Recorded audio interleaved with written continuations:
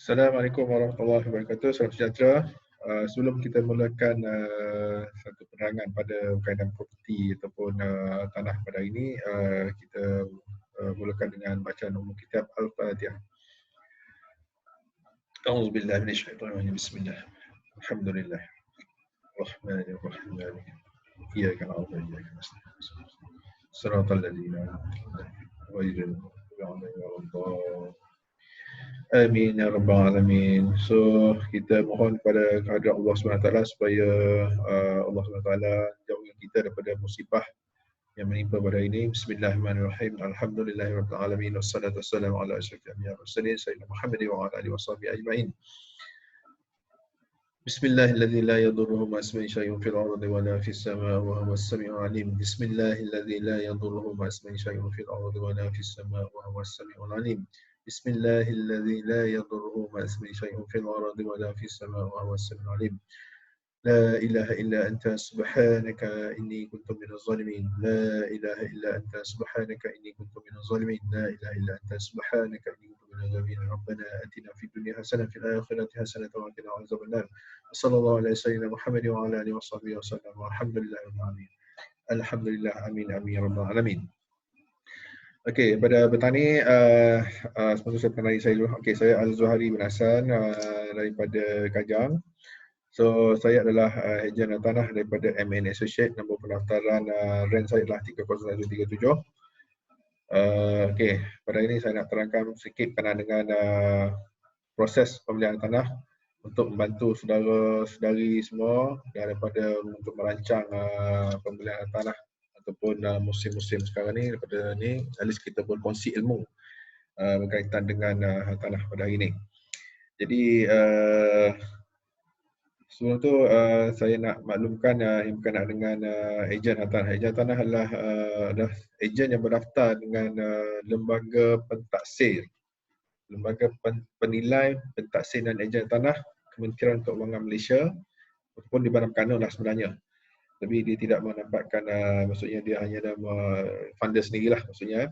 Jadi lesen yang dikeluarkan oleh lembaga pentaksir ni LPBH adalah untuk melaksanakan urusan kaitan dengan jual beli tanah secara sah di dalam di Malaysia ini. Jadi tuan-tuan boleh menyemak ejen-ejen yang berdaftar dengan LPPH ini daripada website lpph.gov.my dan boleh search di situ adalah nama ataupun nombor telefon negotiator dan akan terkeluar di situ adalah akan terkeluarlah nama-nama ataupun nombor telefon tadi. Jadi tempoh valid masih lagi valid ataupun sah lesen tersebut untuk melaksanakan fungsi sebagai ejen tanah di Malaysia ini. Jadi adalah penting bagi pihak penjual dan pembeli ini melantik ejen supaya mengelakkan daripada berlaku pertikaian sesuatu perkara tadi dan juga untuk memastikan kepentingan pembeli dan penjual lah. Sekiranya berlaku apa-apa tadi boleh melaporkan terus kepada pihak LPPH. Sekiranya tuan-tuan dan puan menggunakan broker ataupun ejen tanah yang tidak berdaftar, maka puan-puan tidak boleh, hanya boleh lapor pada polis dan terpulanglah bagaimana untuk tidak boleh tindakan apa-apa ke atas mereka ini kecuali pihak polis sajalah. Jadi disitulah ada kebaikan-kebaikan dan puan-puan untuk melantik ejen tanah sebagai melaksanakan proses jual beli ataupun pembelian atau penjualan tanah tuan-tuan dan puan sekalian. Jadi bagi pihak penjual, saya nak sentuh dengan penjual nak beli, nak jual tanah, perlu pastikan tanah masing-masing tadi dijual dengan harga yang berpatut atau harga yang sepatutnya lah. Tidak boleh menjual tanah dengan harga yang suka hati kerana perkara ini perlu dinilai terlebih dahulu oleh pihak bank. Jadi untuk mendapatkan penilaian berapakah harga pasaran pada masa tersebut, boleh hubungi pihak ejen tanah atau pihak mana-mana pihak tanah, saya pun boleh dihubungi dan kita akan maklumkan berapakah harga pasaran sekarang ni dan terpulang pada tuan-tuan puan untuk meletak untuk menurunkan harga atau berapakah harga yang nak dijual dan tidak boleh menjual harga yang lebih. Maksudnya kalau boleh jual harga lebih tu tak masalah, boleh jual, tetapi terpulang pada pihak pembeli lah untuk menjual. Tidak, sekiranya pembeli mempunyai cash yang lebih boleh jual. Contohlah, sekiranya atas tadi berharga pasaran dah berharga RM500,000, tetapi nak jual dengan harga nak 550 ataupun 600,000, maka 100,000 tadi pihak bank tidak akan memberi pembiayaan beza tadi. Jadi pihak bank akan beri pembiayaan hanya 90% daripada harga yang dipersetujui. Kalau kata contohlah 500,000 dipersetujui, maksudnya 500,000 berdasarkan kepada pasaran pun 500,000, harga persetujui pun 500,000. Maksudnya 90% daripada 500, maksudnya 450,000 sahaja yang diberi pembiayaan oleh pihak bank. Jadi yang selebih lagi tu pihak pembeli terpaksa keluarkan cash. Jadi itulah yang dimaksudkan perlu menjual hartanah tadi berdasarkan pada harga pasaran sekarang ni dan mungkin lebih rendah lah adalah. Jadi pihak pembeli pun dengan melantik pihak ejen hartanah ni boleh sekurangnya boleh ada negotiate price tadi boleh ke tahap yang win-win situation antara kedua-dua pihak. Jadi dengan skill-skill yang ada di pihak rent, jadi boleh membuatkan kedua-dua pihak pembeli dan penjual mendapat harga yang sama lah antara keduanya. Okey, itu yang saya nak terangkan pertama. Yang kedua, proses viewing. Okey, setelah viewing ni terpelalah pada ejen masing-masing. Jumpa ejen, so pergi viewing rumah-rumah ni semua. So bila dah bersetuju dengan rumah yang nak dibeli tadi, barulah kita akan buat satu tanda tangan, dipanggil ATP lah, dipanggil authorized to purchase ataupun ada LOP authorized to purchase lah, senang. Ada macam-macam cara lah, ada yang akan buat tanda tangan tu. Jadi itu salah satu dokumen yang boleh dikatakan dokumen agreement yang bersetuju untuk membeli hartanah tersebut. Dan persetujuan tadi dalam tu ada syarat-syarat yang berkaitan dengan pembelian hartanah tersebut, sama ada perabot, tak ada perabot, tempoh masa.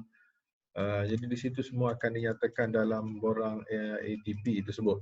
Jadi selepas dipersetujui dalam borang ATP tersebut tadi, jadi pihak pembeli perlu membayar deposit kepada agensi hartanah yang berkenaan.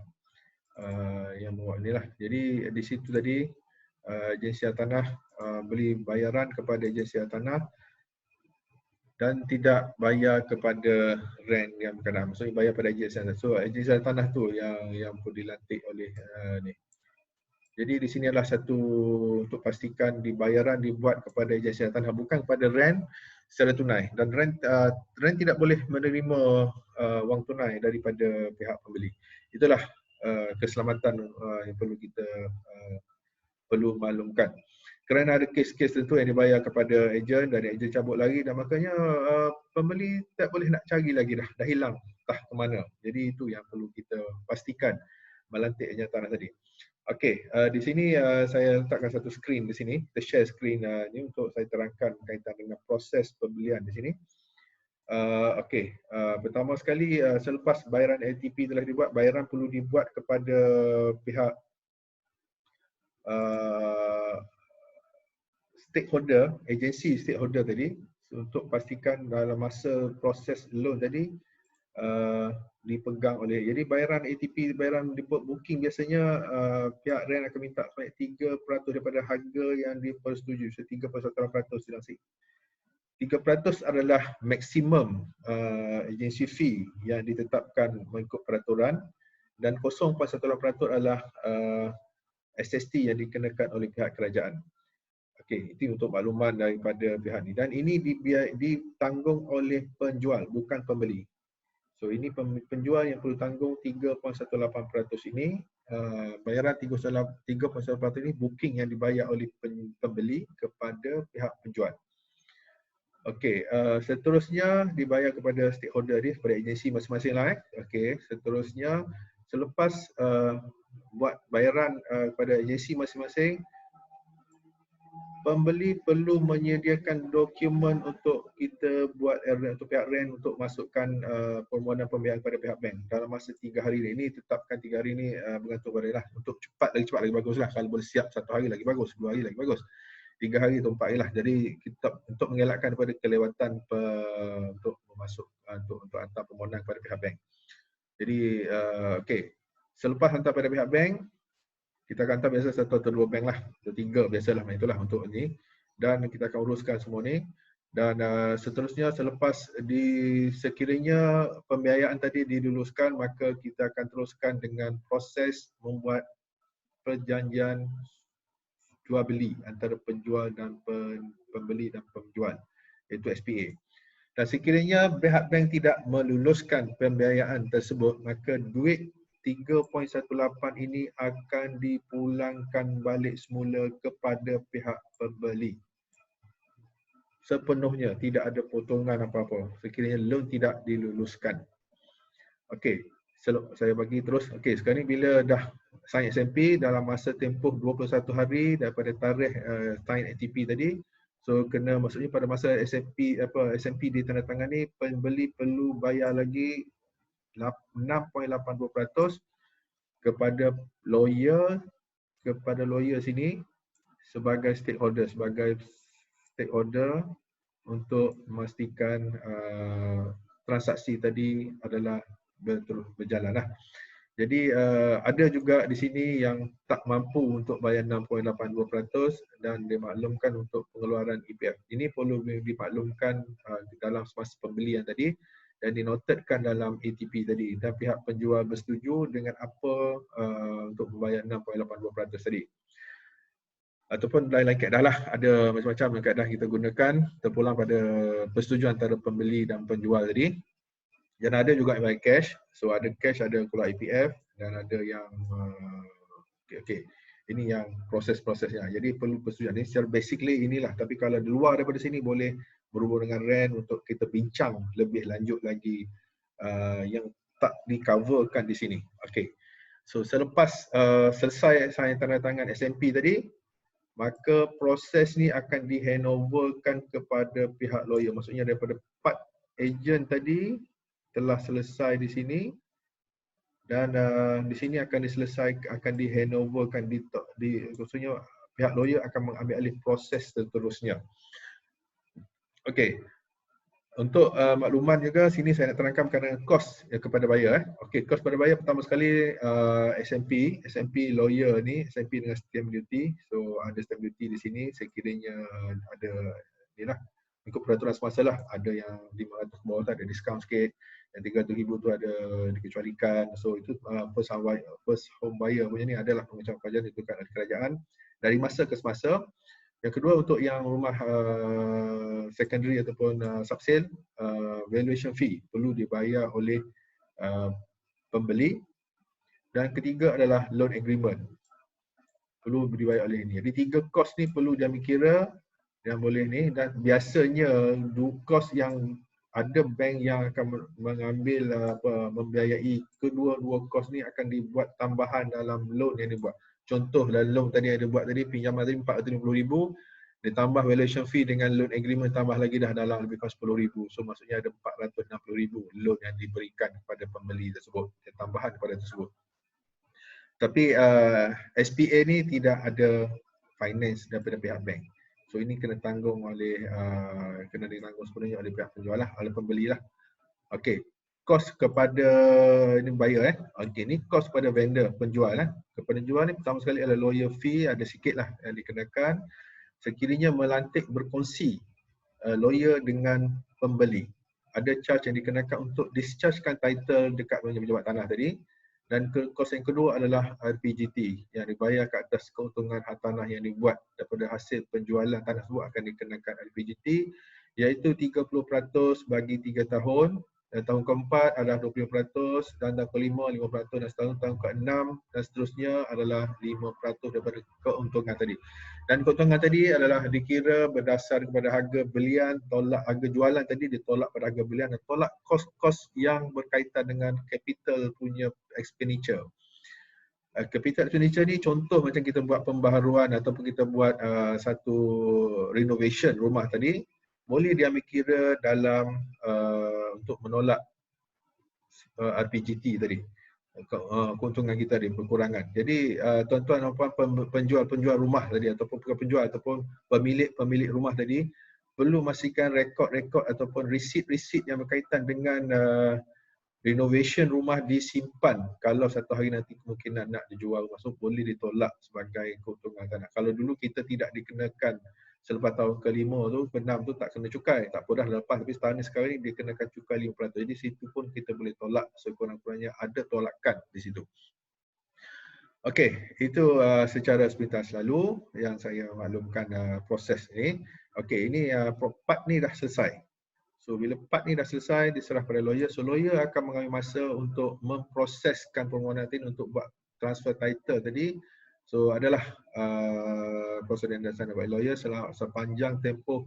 Kalau katalah freehold tanah tu ataupun rumah tadi berstatus freehold, tidak ada sekatan apa-apa, masa yang diambil adalah tempoh 3 hingga 4 bulan daripada tarikh tanda tangan SPA ini. Okey, 3-4 bulan daripada tarikh SPA ini, 3-4 bulan untuk yang freehold sahaja dan tidak ada restriction apa-apa. Tetapi sekiranya ada restriction di situ, walaupun freehold tapi ada restriction tertentu, contoh macam Malay title apa Malay reserve ke, itu kena makan masa sikit sebab akan pergi kepada pihak berkuasa untuk menentukan betul-betul adalah pembeli tadi adalah Melayu kalau Malay reserve. Okey. Dan seterusnya kalau ada lagi master title. Master title kena dapatkan developer consent dulu. Semua lawyer akan buat developer consent untuk menjual rumah tersebut. Sekiranya masih lagi belum dikeluarkan strata title ataupun individu title terhadap tanah ataupun rumah tersebut. Dan kedua adalah strata title. Land Office juga pendapat sekiranya masih lagi dalam leasehold. Walaupun dia leasehold tapi strata title, ada title-title itu yang perlu dapatkan daripada Land Office. So kena hantar kepada Land Office untuk dapatkan ni. Dan kalau rumah low cost pula, hantar kepada Lembaga Hartanah Selangor bagi negeri Selangor atau pihak kuasa negeri masing-masing. Jadi proses ni makan masa sampai 2 hingga 3 bulan lah, ada 4 bulan terpulang pada proses yang diambil pihak berkuasa berkenaan untuk masuk kepada mesyuarat exco atau ni lah. Jadi ini di luar pada bidang kuasa yang lawyer tu sendirilah. Jadi siapa perlu, kita hanya boleh follow up saja. Okey. Saya terangkan ni. Okey, ini maksudnya selepas dah dapatkan title, dah selesai semua, dah dapat consent, dah selesaikan semua tadi, barulah pihak lawyer akan memastikan akan advise kepada pihak bank untuk membuat bayaran kepada pihak penjual tadi, bank penjual tadi. Sekiranya masih lagi dalam belum lah. So jadi selepas proses 4 bulan tadi baru kalau dah ni, tapi kalau yang untuk freehold ni termasuk lain sekali ni. Jadi 14-30 hari ni lah selepas pada dah dapatkan advice, dapatkan daripada title semua dah dapat kebenaran semua. Jadi letter of undertaking dah ada. Jadi pihak bank akan advise kepada pihak bank pembeli tadi untuk riliskan loan, riliskan sebahagian loan untuk menjelaskan loan penjual. Sekiranya contohlah kalau katalah penjual tadi masih ada loan lagi lah daripada 500,000 di rumah tadi ada loan lagi 200,000. Jadi lawyer akan advise untuk selesaikan dahulu 200,000. Jadi advisekan bank penjual tadi untuk selesaikan 200,000 untuk bayar pada ni. Jadi selepas dapat ni barulah pihak bank, pihak lawyer akan mendapatkan security document daripada pihak bank penjual tadi untuk ditukar ataupun ditukar title tadi kepada pihak bank pembeli dan juga nama pembeli tadi. Jadi proses ni akan masa yang lama sikit, boleh katakan sebulan juga lah. Jadi selepas selesai, jadi pada peringkat ini buyer yang pembeli tadi dah kena bayar bila bank dah release pada first payment tadi, buyer dah kena bayar monthly progress payment kepada pihak bank untuk bulan pertama tadi. Okey, ini tak banyak maksudnya kalau kata 200,000 tu kalilah dengan kadar keuntungan yang dikenakan, kali dengan 31 hari bagi 365 hari, so dapat yang berapa tu, itu yang dibayar pada bank untuk bulan pertama. Dan masa yang sama juga pihak lawyer akan membuat satu tukar nama secara inilah cepat untuk tukar nama kepada nama bank dan juga charge discharge untuk buat caveat semua untuk pastikan di-chargekan pada bank pembeli tadi. Jadi selepas dah pada bank pembeli tadi, barulah lawyer akan advise kepada bank tadi untuk riliskan full disbursement lagi. Maksudnya ada lagi 300,000 tadi, dia akan advise pada bank untuk selesaikan untuk bayar pada pembeli tadi, penjual tadi. Jadi selepas dah dapat ni tadi, barulah penjual tadi perlu serahkan kunci kepada pihak lawyer tadi dengan semua payment utility adalah kemas kini. Maksudnya bil elektrik, bil air, bil api semua perlu dijelaskan dengan terkini lah pada bulan berkenaan lah. Dengan contoh maintenance-nya, cukai pintu, cukai tanah. Jadi selepas diselesaikan pada lawyer, baru lawyer akan serahkan dengan kunci sekali lah, baru serahkan kepada pihak pembeli. Jadi kalau kata ada yang vendor tidak menjelaskan bayaran ni, jadi lawyer akan tolak daripada baki loan yang ada tadi. Dan di sini juga lawyer kalau akan tolak bayaran-bayaran lain-lain yang tidak diselesaikan lah, dia akan tolak untuk ni, untuk selesaikan kepada pihak vendor tadi. Jadi selepas pihak buyer tadi dapat kunci, barulah dia boleh masuk rumah. So bila masuk rumah, di sinilah dia boleh buat renovation apa-apa, dan so dia boleh pindah lah. Okay, terpulang pada dia lah bila nak ni. Jadi sini ada dokumen-dokumen akan diserahkan oleh pihak lawyer untuk pastikan handover tadi berjalan dengan betul. Jadi pastikanlah rumah yang diserah tadi seperti mana yang dilihat pada peringkat awal tadi lah. Jadi kalau ada ini, jadi proses ni perlu makan masa yang seperti mana ditetapkan. Sekiranya di luar daripada tempoh masa yang ditetapkan ni, pihak penjual berhak untuk menuntut ganti rugi daripada pihak pembeli. So betul, kedua pihak perlu pastikan proses-proses ni adalah makan masa. Tapi kalau kedua pihak bertolak ansur, maksudnya okey, boleh negotiate lah keadaan macam ni, so tak ada masalah. Okey, itu yang kita perlu ada satu persefahaman daripada kedua pihak lah dari segi proses jual beli ni sendiri.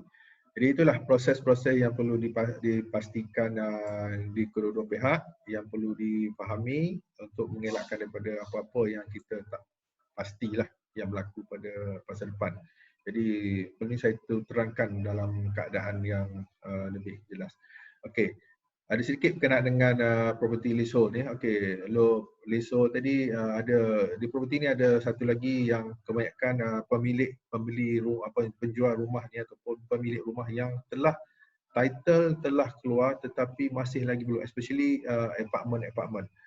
Title telah keluar, strata title telah keluar tetapi masih belum buat sampai sekarang ni. Jadi perkara ni akan memberi masa drag tempoh untuk penyerahan rumah tadi.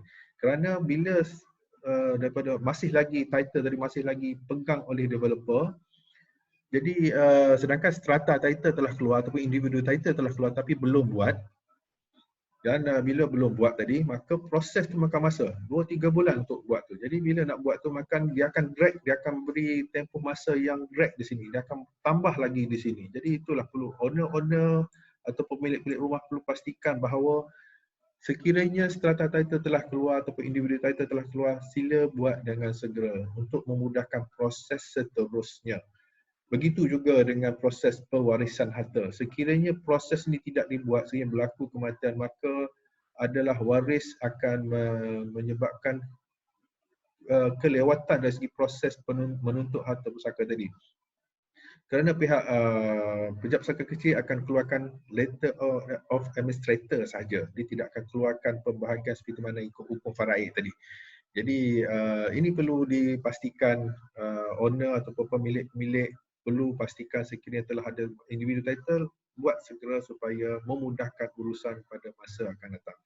Jadi inilah sedikit sebanyak berkenaan dengan program ini, dan saya juga sekiranya tuan-tuan ada pertanyaan berkaitan dengan urusan jual beli ataupun nak tanyakan berkaitan dengan harga rumah ataupun nak bertanyakan berapakah harga rumah, nak dapatkan kelaikan, boleh hubungi saya. Dan saya akan bantu untuk dapatkan berapa kelaikan, tapi kena bagilah maklumat penuh lah. Kalau saya minta maklumat penuh kena bagi, dan kita akan bantu cari market value yang telah berdasarkan pada setahun punya harga bagi owner dan kepada pembeli, bagi maklumat-maklumat yang betul supaya kita dapat beri jawapan yang betul, yang sebaik-baiknya. Bukan tak tepat lah, tapi boleh katakan hampir-hampir lah kita boleh bagi. jawapan yang kelaikan tadi. So insyaAllah. So boleh hubungi saya seperti nombor telefon yang tertera di sini. Okey. Dan insyaAllah kita akan bantu tuan-tuan kaitan dengan pewarisan harta, kita akan bantu bagi nasihat kaitan dengan perkara macam ni. Kalau nak buat dua nama ke, nak buat beli rumah untuk dua nama, so kita akan advisekan kaitan dengan kepentingan untuk dua nama tadi supaya kita tahu apa tanggungjawab kita dan macam mana kita nak merancang harta kita supaya memudahkan keluarga kita semua. Okey, so jangan lupa stay at home masa tempoh PKP sekarang ni. So kita support pada kerajaan dan kita akan boleh tuan-tuan boleh search, boleh apa berkaitan dengan boleh bertanyalah sekarang ni ada masalah berkaitan dengan hartanah ni, insya-Allah saya akan jawab berdasarkan pengalaman saya sendiri, berdasarkan apa yang saya buat dan juga saya sebagai perunding hartanah juga perunding pewarisan harta. So kita boleh rancang ke mana kita nak membagikan harta kita ni kepada saudara mara ataupun kepada waris-waris faraid kita semua. So akhir sekali saya sudahi petang ini maklumat sedikit sebanyak ni, walaupun tak seberapa ni, dengan wabillahi taufiq wal hidayah. Wassalamualaikum warahmatullahi taala wabarakatuh.